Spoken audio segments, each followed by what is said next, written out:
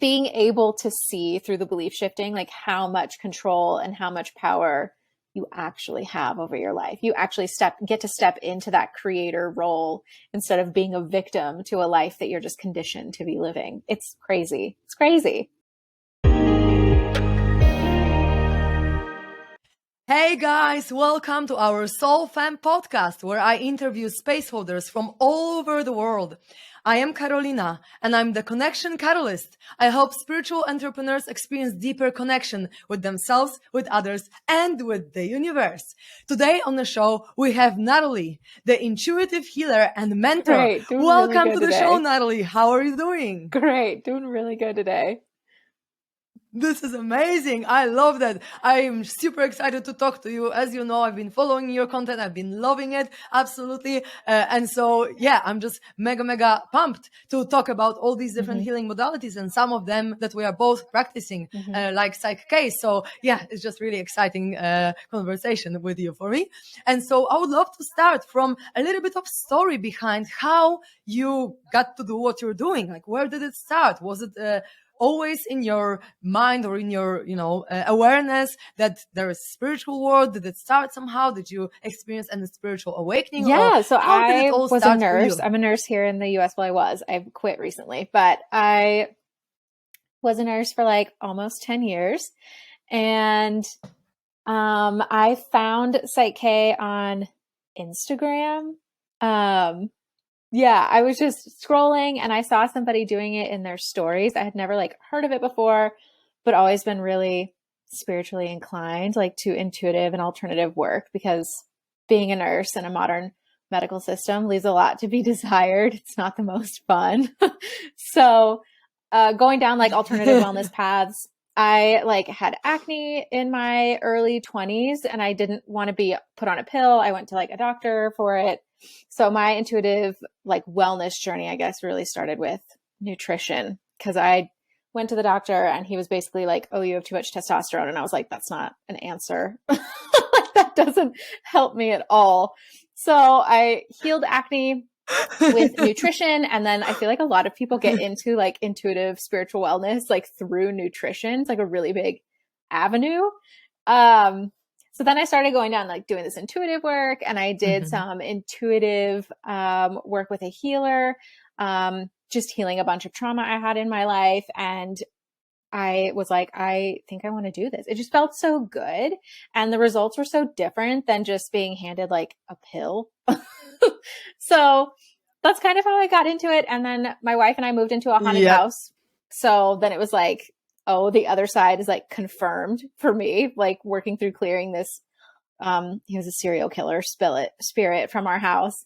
And then I just kind of started doing everything that interested me. I took like a tarot course and I learned astrology and I went to shaman school for like a weekend. And then I found PSYCH-K and it was just an immediate fit. Beautiful. Wow. So you have a lot of stuff up your sleeve. Astrology, shaman, PSYCH-K, amazing. That's really, really interesting for me. Like, I also am interested in all these topics, but I haven't really learned much about, for example, astrology. I've had some astrologists on the podcast, so this is all I learned, but it's actually really exciting to then combine all this different wisdom from all these different things and realize that it's all the same thing anyway. It's just a different approach of looking at the exact same thing, the spirit, the energy, the source, the whatever you want to call it, right? Because to sum up, it's just source talking to source right now, using the source on the source, like everything is source anyway. So like, it's just funny to think so sometimes, it's just God talking to God, like no biggie, But it's beautiful that you started from nutrition. And I think, for a lot of people, it's like an opening path. And so it's great. I feel like almost every person that I talked to on the podcast started from some kind of challenge that they had to go through to then heal themselves. And then they're like, oh my God, this is actually amazing. I can heal myself. And then this opens up the whole new universe, right? Of this alternative holistic healing. And that's why it's so exciting for me to talk to everyone, because pretty much I've had so many people dealing with so many different issues, and everyone was like, yeah, I dealt with it, and now I'm on the other side of it. And now that's why we're talking here, to help other people to experience the same thing. all And gone. so, I don't see any acne on you right now. So what did you do exactly to get rid of it? Like everybody, at least like most females in the United States. And I quit when I divorced my ex-husband because didn't need it anymore. And then like the acne just came full force. I had never really dealt with acne before. And then I was looking into holistic remedies for it. And with birth control, it messes a lot with the flora in your bowels and in your gut. It like disrupts the hormones there. And that's kind of where your hormones originate from, is from the gut. So I cut out extra hormones like dairy and eggs. And we did really low gluten to no gluten, just like really low inflammatory for like a couple years. And it cleared up. That's amazing. That's a beautiful story. And I know that also acne sometimes is linked to frustration and anger, I believe. Or also to sensitivity sometimes in people, because it's like something that is on your skin, that is the layer of yourself that takes the energy in. So sometimes when people have acne, it can be that they are just really sensitive spirits, and the sensitive aura as well. And so then if you're highly sensitive, you got to be extra careful with who you spend time with and what kind of energy you're taking in, because that could also be putting on the pile of the cause of the acne, right? But yeah, frustration and anger is what I found. Okay. Anyway, like I always blamed it on the mercury, and now I cannot even do it. But yeah, if not, maybe I'll blame it.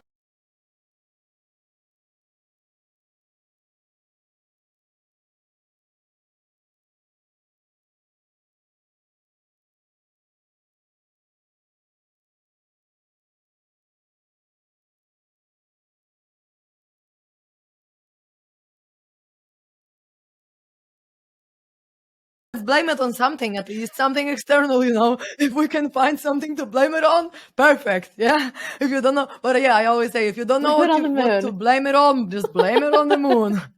But then poor moon, then, it's not actually its fault. So yeah, sorry, moon. I'm just kidding. Anyway, let's come back to our chat about healing and everything, because I would love to talk to you about PSYCH-K, and especially about some success stories that you have to share with yourself or maybe with your clients that were the most maybe inspiring or exciting for you, that once you've gone through the PSYCH-K healing with them or within yourself, it was just amazing life shifts that were following. Yeah. So, oh my gosh. I don't know how to share some. I have been doing this for like 3 years. And I've seen some really incredible stuff with my clients. I don't know if you found this, but I find that most of the time clients have a better outcome when they do more than one session with you. Like one session just doesn't seem like they're like, oh yeah, that could have helped. But after 2 sessions, it kind of like solidifies like, oh yeah, no, that actually really did help. I do feel better. And then you have that second session to kind of go in and give them confirmation and validation that what their experience is real. And yes, that shifted. And, I've helped people with fertility issues. I've helped people, mostly the people that are attracted to work with me, have a lot of significant trauma in their life, like sexual abuse or just really traumatic environments as a childhood, abusive parents, substance abuse, mental health disorders, like in their parents and their early environments. And I really love working with people who have gone through things like that. I don't know if I think it's in my astrology chart. Like one of my transits is like really good at transforming like terrible shit.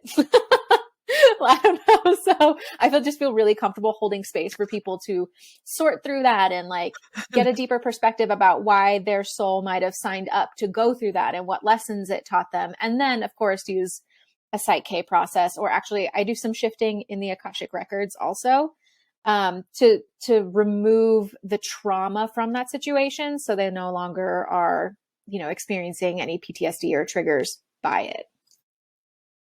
They have worked with tons of people. Whoa, I'm interested in that. Akashic Records to remove the how do you do that? Can you describe a little bit more? It's just a different process. It's just shifting and moving energy with permission from the other person.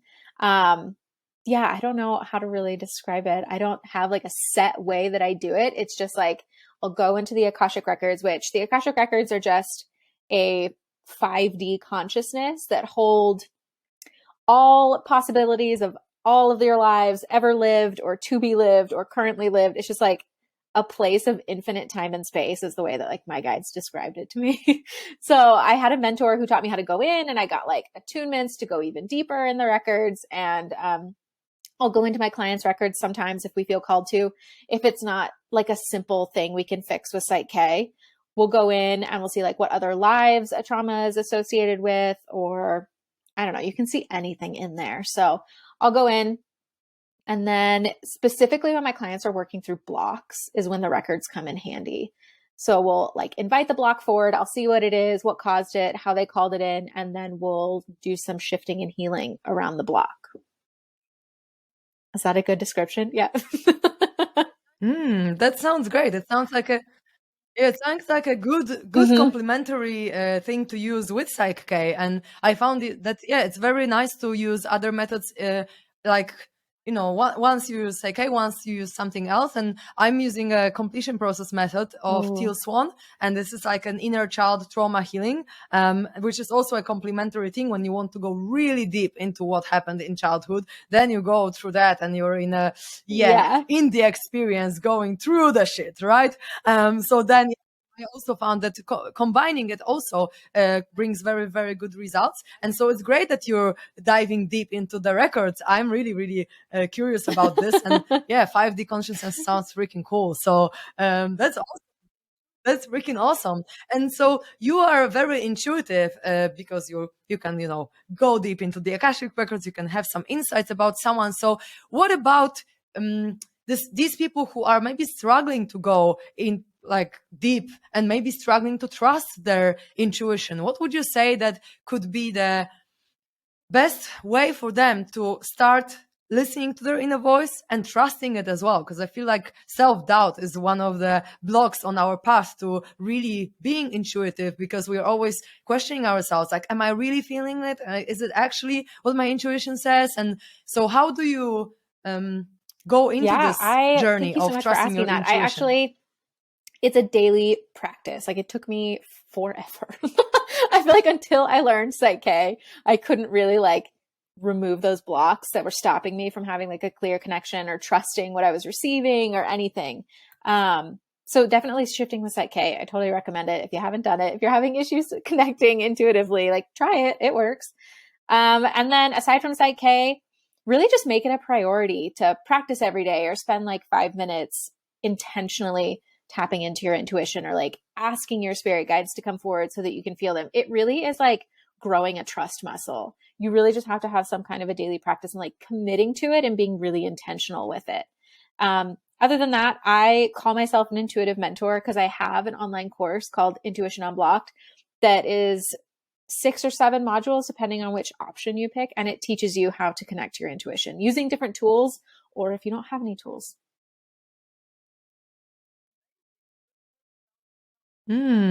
Amazing. This course sounds awesome. And so what do you found that are the biggest blocks of people on their path to, feeling their intuition or receiving guidance? I think it's really different for everybody, but I'd say maybe the 2 biggest things is people not feeling safe to receive. If you had like, I feel like everybody I've worked with, I've had to shift some beliefs about feeling safe or being safe, because this world doesn't condition you to feel safe innately. So shifting those blocks around really feeling safe allows you to open yourself up to receive more once you have that like baseline belief of like, okay, I'm safe. And then there's a lot of fear about not being able to control what comes through.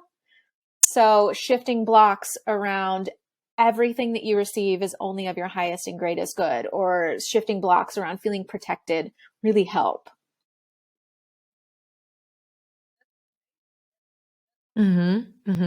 That's amazing. That sounds like really spot on answer and spot on blocks. Because if I think of my blocks in the past, it would be probably the same thing, like like just questioning myself, doubting myself, and also being afraid that it's maybe not the right answer, or just feeling unsafe about something that it could actually do me more harm than good if I receive not a good message. But yeah, I actually personally have shifted a lot with using the course.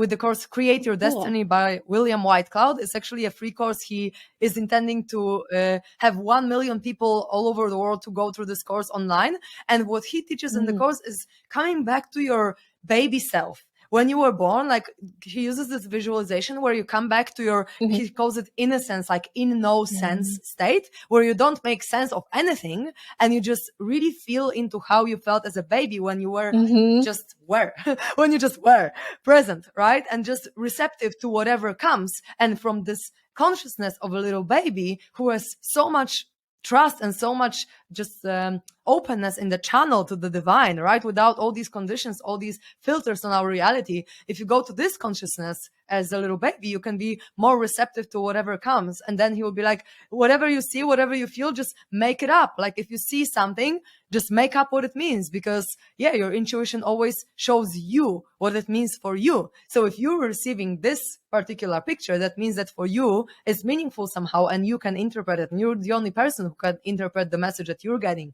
So for me, this was really helpful to like really feel into this state of being a little baby, to not have any constructs, to not have any logical mind telling you that this is like it is, or any definitions really. So I feel like that could be a helpful tip for anyone who wants to connect with their intuition more, to just really feel how as if they were a little baby with no sense, no beliefs, no programmed stuff in their mind. I think that this could be a great thing to do. And so I had one more question about intuition. But what was it? I asked you about the blocks and about the Did I ask? Yeah, because I would like to know, because I feel like when you don't trust yourself, when you have like some, for example, gaslighting as a child, right? And you're just not confident, you're afraid of these insights that you are having, like how can you deal with that, with this lack of self-trust, like lack of, apart from using PSYCH-K, maybe are there any methods that you would recommend to really start believing in yourself and trusting yourself and your own judgment? Because of course it's like gaslighting is as a trauma, because there's a lot of that, so we can go to this trauma and reprogram it. But there are also other things that we could do to be more in tune and more trusting I follow ourselves, right? the holistic psychologist on Instagram. I know she's got a ton of followers, but I heard her on a podcast and I loved it so much, because I think this like not trusting yourself is also kind of a byproduct of self-abandonment. You're just taught to abandon yourself. You're taught that, other people know more, or, so she says people with self-abandonment issues, she always recommends that you make a promise to yourself every day, and then you keep that promise every single day. And it doesn't have to be big. It's like, I promise myself that I am going to drink a glass of water. And then you do that for like 7 days. And then you like pick a different promise for the next day. And you do that for a few days. And you just slowly like rebuild that trust with yourself and show your subconscious and your psyche that you're going to show up for yourself every day, that you're going to keep the promises you make to yourself. And then it kind of rebuilds that trust in yourself.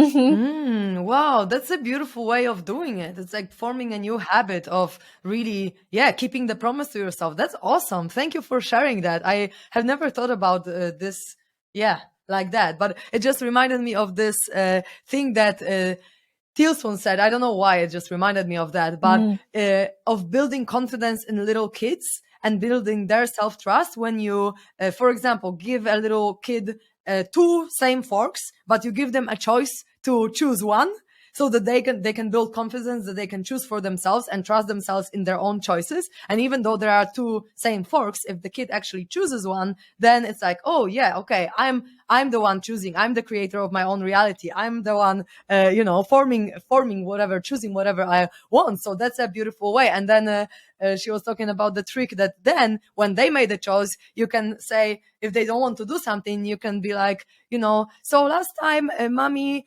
gave you a choice to choose your fork, so this time mommy will choose, okay? And then the kid's like, oh yeah, that makes sense, you know, I chose the fork, so now mommy will choose what shoes I wear, or like if we're going to kindergarten or not. So I think that just reminded me of this this kind of little trick, and I thought it was funny. But yeah, so I would love to ask you more of a personal question, although I know that you've shared a little bit of that on your social media, so I'm not sure how personal it is. But you had a husband and now you have a wife. And so I wanted to ask you, like, how did it feel for you? And did you encounter any resistance from anyone when you were shifting, you know, from one to the other? Or did you just get, you know, do you have already so aligned audience and so aligned people around you that everyone was just cheering you up? Or how did this transition even happen to you? And how did you discover even that this is it with this time with the woman? And, you know, has it always been there for you, or was it just because this specific person was so awesome that you just felt it? How did it work for you? Because I think it's very interesting and intriguing, because I don't know many people who have done it this way. I know people, my friend who was with girls her whole life, and now she has a boyfriend and she's super happy. So I know the other way around. But it's the only person I know like that. So I'm super curious personally. And if you're happy to share anything about that, I would be mega I've shared about it a lot. to hear. So it wasn't any big thing where I like woke up and was like, oh yeah, I like women. Like it was never like that. I was never growing up like closed off to liking women. I just never met one that I really wanted to pursue anything with. I was always trying to get male attention, which came from, as it turns out, like a lot of subconscious trauma around like needing male attention. So like a lot of it, me being with men and pursuing men was really healing a lot of ancestral trauma in my family about like male attention and absent fathers not being around, because like moms stayed home with kids, dads worked, dads were really never around. So you like crave that male attention. And then all of the conditioning that you see on TV. And I grew up in Texas and like Southern United States, where it's very like straight, white, normal, go to church, like religious, like it's very closed-minded boxes. So growing up in that conditioning, it just never like, I don't know, I just never found a girl that I was like, yeah, I want to pursue this relationship with you. But then going to college and doing all of like the right things I was supposed to do. I went to college, I got a nursing degree, even though I hated it in college, and then got married right out of college. I was like barely 21 when I got married, and it kind of felt like it wasn't going to work out. It felt like it was going to be more of a choice than anything. But I've always been the kind of person who's like, yeah, I'll try it. We'll just see how it goes. Like, I'm not putting a lot of pressure on the outcome. We'll just see how it goes. So got married. And then I think everybody in our families and like our friend group really knew that it wasn't a match that was going to last forever. And then I met my wife now. While I was still with my husband, I worked with her ex-girlfriend in nursing. And then eventually I transitioned to work in the hospital that she was working at.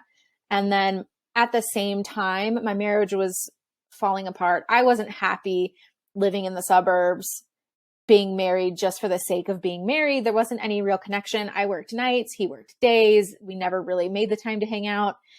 I tried. I was like, okay, let's go on dates. I'll plan the first date. You plan the next date. And then like, he never followed through with planning the next date. And then I was like, well, we should go to couples therapy. And he didn't want to go to couples therapy. So I went to therapy on my own. And through like a few therapy sessions, I was just like, yeah, I think this is really headed for divorce. And so we separated. And then I took like a travel nurse, like a contract assignment in Colorado, where my now wife had just moved to. And then, but it was like, that rest was history. It was really kind of a soulmate connection. Like it's not really about the gender for me. Come to find out, it's really about the person, and that she's the person that really compliments me. So that's how, I just did it. I don't know. And I didn't meet any resistance. That's so sweet. My younger brother is gay, and my parents were just like, yeah, okay. But I've always done things without necessarily asking for permission to do it. Like if I want to do it, I'm going to do it. So they knew that like nothing was going to stop me. So what choice did they have but to be supportive?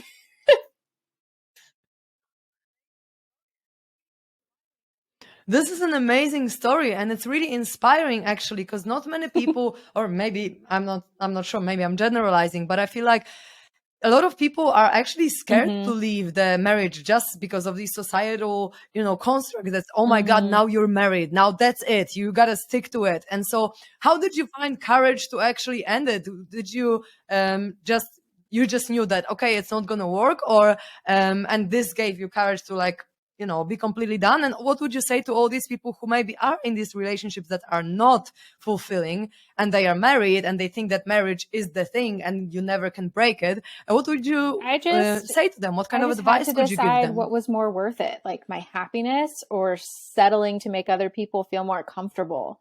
So in my mind, it wasn't a question. Like, this was no longer a supportive environment for success or intimacy or happiness. So I took myself out of the equation. I gave him a chance. I gave us the chance to really work through it and see if it could be something, but he wasn't in a place to take me up on that chance. And I don't know, I've just never really cared what other people thought. Like, I'm going to do what I'm going to do because that's what's going to make me happy. So I'm just going to do it. And if I have any advice for people who are in like unsatisfying relationships, check your conditioning about what relationships are, because most of the time your partner is a mirror of your parent relationship. So like, how did your parents treat each other? Do you find yourself repeating those same patterns? And like, going through healing those patterns, you might feel like a natural disconnection from them. And don't buy property don't buy property. It really makes things messy. You have to be willing to just let it go. Like, we had a house together and it was going to be more trouble than it was worth to fight for that investment. So I was like, you can have it. That's a funny advice to give people. Don't buy property. Yeah, but I feel you. But I guess it's different when you are deciding to get married at 21 and when you're deciding to get married at 30, when you already probably know what you want. Because if you're in the relationship from a very young age, you haven't really discovered yourself yet to know what you need in life and what your desires are. And so you're growing with this person, which is great, but sometimes you can grow in different directions. I know couples, two of my closest couples of friends, they've been together for like 10 years, and the same they time are together. going together, but actually together, right? They go the same direction. Yeah. But there are couples also who, after like, 8 years or whatever, they're just like, wow, we are already growing so much apart that it's just no longer serving us to be together. And even with me and my ex-partner, we've been super happy together, but because we felt this soul calling that it's going to be actually best for us to split, we had no doubt. And although it was super hard because none of us wanted to actually split up, like, in our mind, right? But our heart, our soul told us that this is the best thing to do. And it's just pretty interesting because, in our case, it was literally like, my ex-partner channeling God in his writings, where God was telling him, like, look, if you want to be a writer and I'm calling you to write, you need to let this relationship go. And we were both like, just pissed off at God, like, why? Like, why do you do this? Why does it need to be like that? But on the other hand, now that I've gone through this whole healing and healing my abandonment wound and daddy issues as a child and everything, now, fast forward a few months, I'm like, I'm so happy that it happened, because without it, it wouldn't have brought me so much healing, and I wouldn't feel so amazing right now, and I wouldn't have even clearer vision of what I want and need in life. And so I feel like every relationship is a very learning experience for us, and we can grow and expand. And I feel like, as we were talking with my ex-partner, Ricky, we always saw that our relationship was a massive success because we grew so much. And I feel like the relationship is a success when you grow and when you can literally look at it and say, oh my God, this was amazing. And I am a different person thanks to this whole experience. And so even though some relationships change, right, and you get divorced or whatever, then if you grew in this relationship,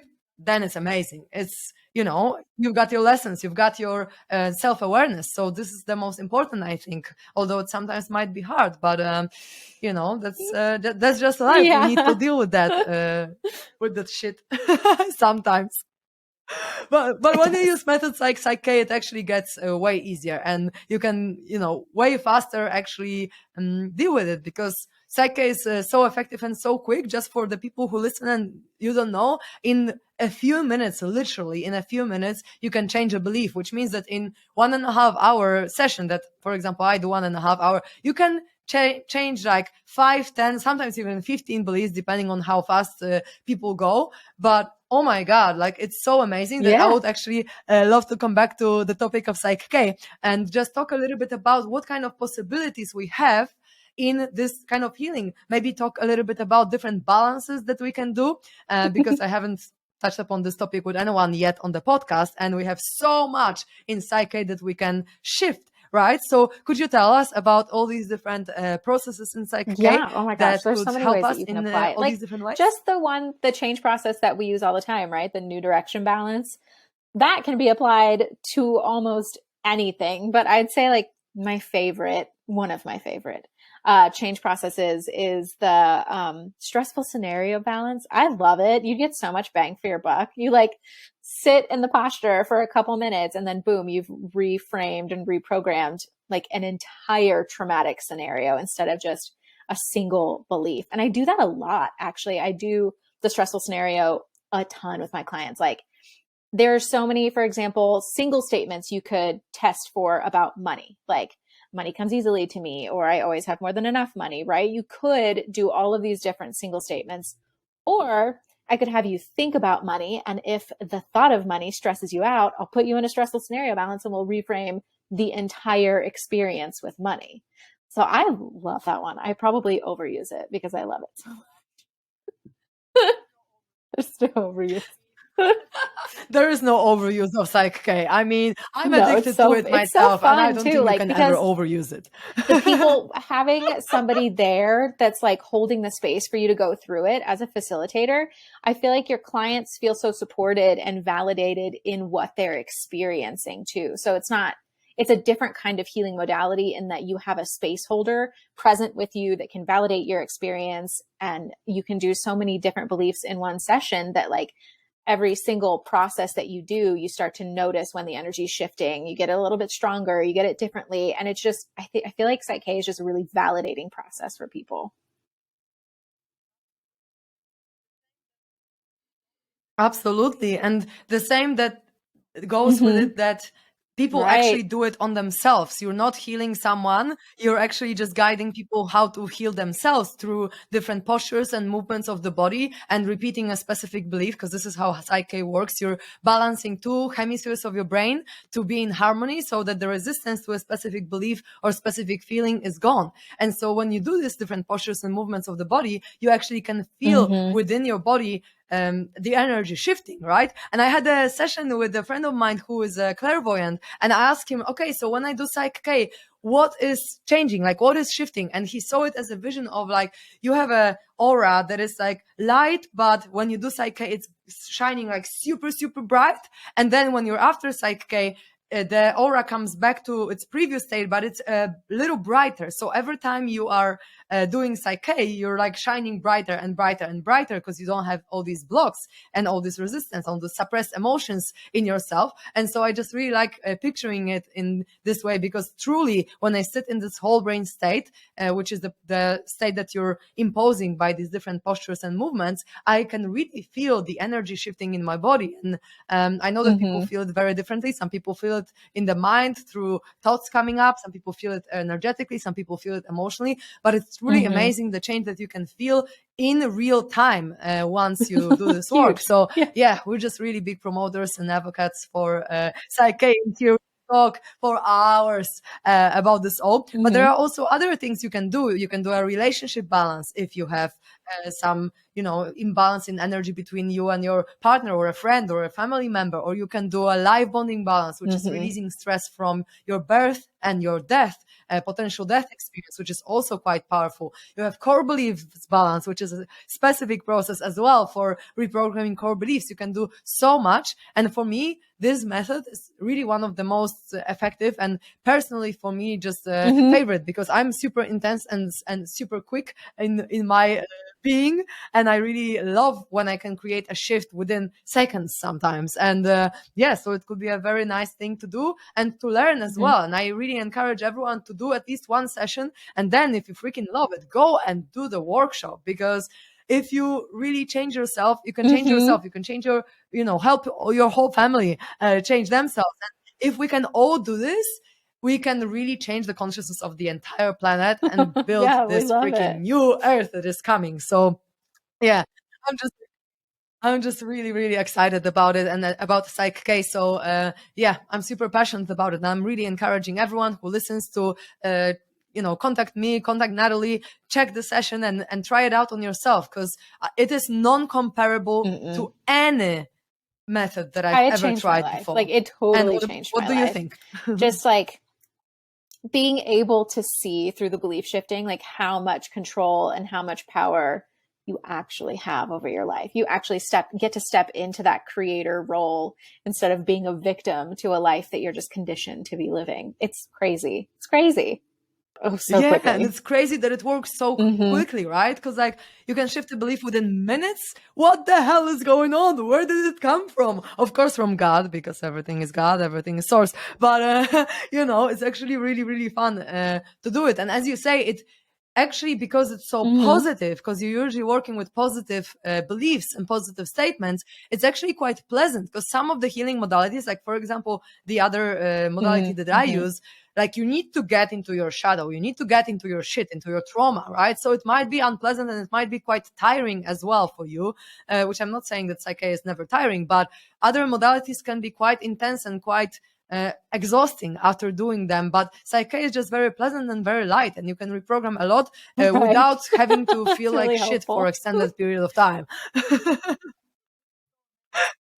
Yes, this is so amazing. And so what are other things that you're using with your clients apart from the Akashic record readings and the PSYCH-K? Do you use any other modalities as I offer complementary like methods? a 5-session package, and in that package I do astrology chart readings, because I can read birth charts. So including that, and then we look at like your human design and get like a really deep understanding of like the karma that you came here through that's like imprinted on you, and like the things we're not going to change about you. Like I feel like using astrology as complementary just gives you such a deeper awareness and understanding of who you are, and like that there's nothing wrong with you. That's literally just who you are. So I use astrology.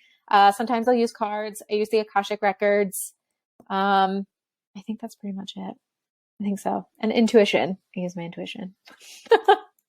Perfect. And so do you feel like the astrology is a way to describe us that is like constant and it's not something that we can change about ourselves? Or do you feel like it's like a guideline where you see it, it's like, okay, this is the predisposition maybe, or the potential that I have, and I can like utilize it or shift it in a way that like it serves me we use it or doesn't more serve me? as a guide. And just to go back, like if somebody, for example, I don't know, say that you, like I'm a Pisces moon. So like my moon sign is really emotional, and I like to be kind of reclusive, and I like to check out, like half here, half there. That's such a Pisces characteristic. So somebody who hasn't accepted that part of themselves, that they like to get really deep in their emotions and then like tap in spiritually, half be here on earth, half up there. It just gives you an awareness of that's who your soul came here to be. It's not that you're weird. It's not that you're broken. There's nothing wrong with you. It's just a balance of that energy. And so like by going in your chart and looking at all the different planets and aspects, it will just give you a greater acceptance of yourself. Like I'm not weird. I'm not broken. This is just who I am. And if there's anything you don't like, we'll shift about it. Yeah. Yeah, I feel yeah. That's a beautiful perspective to have. And I have this thing that popped to my mind. How does this whole idea relate to karma? And what does karma mean just for say you? like nobody's a victim. We all signed up to be here. There's nothing that's going to happen to you that you didn't call in, that you're not creating, that your soul didn't agree to before incarnating on this earth. So like nobody's a victim. Karma doesn't make you a victim. It's just, if you look at where Saturn is in your natal chart, that's really the lessons that you came here to learn. Saturn's like the great teacher. So that's technically your karma, is the lessons you're going to work through. You'll feel it somewhere around 30 when Saturn returns to the place it was in your birth chart. And then again around 60. And the reason that our parents all had midlife crises is because they ignored it when they were 30. So it's like your quarter life crisis and then like your midlife crisis. It's only a crisis if you're ignoring the lessons that it's trying to teach you. Mm, yeah, I can really relate to that. I was talking to Elaine on one of my previous podcasts. She was talking about Saturn return, and I was telling her like, yeah, I've just split up with my partner, and it's Hmm. just before my birthday, like a day before my birthday, when I would be starting to be 30 years old, and it's like now I'm 29, but this is my 30th year right now, so yeah, it's just pretty interesting how it all correlates, and for me. I can see that this abandonment wound is my core Hmm. karma to work in this life. And that's why I'm the connection catalyst, right? Because I'm choosing to connect people more and more. That's why we're doing SoulFam. That's why we're creating the app SoulFam to those who don't know, because I sometimes mention it, but not often. We are in the process of creating a SoulFam app that is going to be the social networking app for conscious people. And so I'm here Hmm. to connect people because I was abandoned and I felt this connection as a child, right? So I can totally relate to this idea.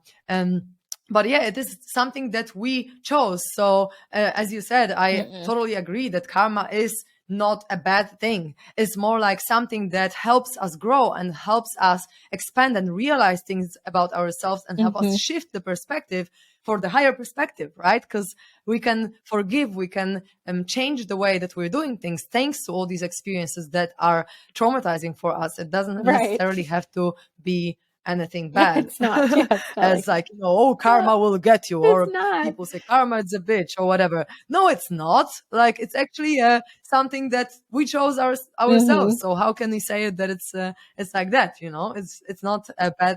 It's not a bad thing. So yeah, thank you for sharing that. It's really really helpful. And so, but for people maybe who, I think everyone heard of karma in some way, but what would be your definition based on the work that you do and the intuition that I you would have? say What would be your karma is definition of just the karma? lessons that your soul signed up to learn. Everybody's karma is unique. You're not going to escape it. It's just something that you are kind of contracted to learn through. Hmm. Yeah, this is really spot on. And do you feel like karma is also the link to soul contracts that we signed to meet specific people, to be with specific people, or to break up with specific people Absolutely. as well? Do you feel I like think it's soul all contracts interconnected? they play such a huge role in our karma in this life. Like other people are catalysts for our own growth. So I love that you're doing the connection catalyst because like connection is a catalyst. It makes so much sense. Yeah, absolutely. And I want to be the spark that Hmm. is a catalyst for everyone's connection. But it's just interesting topic for me because I feel like on one hand, I believe that, or I assume that karma is something that we choose for Hmm. ourselves, but then we can have like a common karma with someone where we know that, or our souls just decided, okay, in this life we're working through this. So then you agreed for your dad to do whatever, for your mom to do whatever, so that you can actually grow and learn these things. But do you feel like soul contracts is something that is not to be broken in a way, or do you feel like it's something that is shifting in life as we go, and sometimes we don't necessarily fulfill what our soul has planned for us? Because I have my own I think perspective on it, that but we I'm really sign up curious on to, yours. yeah, attempt to go through certain lessons and certain soul contracts, but we also have free will. So we can decide not to, but then you might leave this earth body and go back to the soul plane, and your soul might be like, yeah, I didn't really do my job down there. I'm going to come back and I'm going to learn the same lessons. So I think like you can ignore it. You have free will. You can decide Mm-hmm. not to pursue what you are being kind of pushed to pursue, but you have free will. It's not an inevitability, but I think you'll probably choose to come back and do it again if you ignore it. Yep. Yeah. So it just doesn't pay off pretty much to ignore it and yeah, to not sign No. up for these lessons because you're Mm-hmm. gonna have to do it all over again. So what's the point of repeating the lesson if you can just handle all the stuff right now? And yeah, I can agree with that totally. That we can go with the mind and decide like, okay, our ego perspective, our limited self is just choosing not to go through specific things, but Right. our soul is gonna want to go through it anyway. So we might as well just like take it and be on board with it and just yeah, go through the Mm-hmm. the shit right Exactly. now because You're then not it going to might be avoid it. easier later. And that's what Exactly. And that's what I like doing, even after my breakup. Every day I was just triggering myself to cry some stuff out and to let this go as fast as possible. I was, reading freaking emails or looking at the videos or whatever. And I feel like that helped me to just move on faster than I would if I didn't intentionally trigger all these emotions within me, right? And I know that some people do it differently, but I'm just like that. I'd rather go through Yeah. the stuff ASAP so that then I can chill, you know? And you don't always have to, you cannot always do it like that, of course, because you cannot work through all of it at once. But I just like to do it like that. And that's why I also like PSYCH-K, because you can really Yeah, be I like, know. I boom, love boom, it. boom with your shit, and then problem solved. And so yeah. We are super passionate about PSYCH-K. Sorry guys if you're just like tired of this topic, but it's truly amazing. And if you try it, you're gonna understand why we are talking about it so much, because it's truly incredible. And so amazing. So how could people find you if they would like to join your course, or if they would like to have a intuitive session with you, or a package? I'm keeping Where's it the best to consistent find you? across the board. On Instagram, I'm intuitively Natalie. I think I even have a Facebook page. It's Intuitively Natalie. And then my website is www.intuitivelynatalie.com. And that has everything on it. Perfect. That's amazing. Very simple for people to follow. And thank you so much for coming on the podcast. I really enjoyed the conversation with you. And I'm going to keep following you, of course, on Instagram and commenting and just liking all the stuff that you're doing. Because, guys, you got to check it out, Intuitively Natalie on Instagram, because she does really funny reels sometimes. I'm really honoring you for your joy and for your beautiful energy. And so, yeah, guys, check it out, because I've been really enjoying it, and I'm sure that you will too. And thank you so much, Natalie, for coming and sharing your wisdom and so your much for beautiful having me. It's been vibes really fun. with us today. Thank you so much for listening to us. Let's be intuitive together, and contact Intuitively Natalie on Instagram if you want to tap more into your intuition. Or you can also contact me on The Connection Catalyst on Instagram, or go to www.connection-catalyst.com to find me and my services. And I'm sure me or Natalie will be able to help you if you want to connect to yourself and your intuition deeper, or if you have any beliefs that you would like to shift in your life, because yeah, this belief work that we're doing is truly amazing. So thank you so much again for being with us, and hope to have you listen to us next time.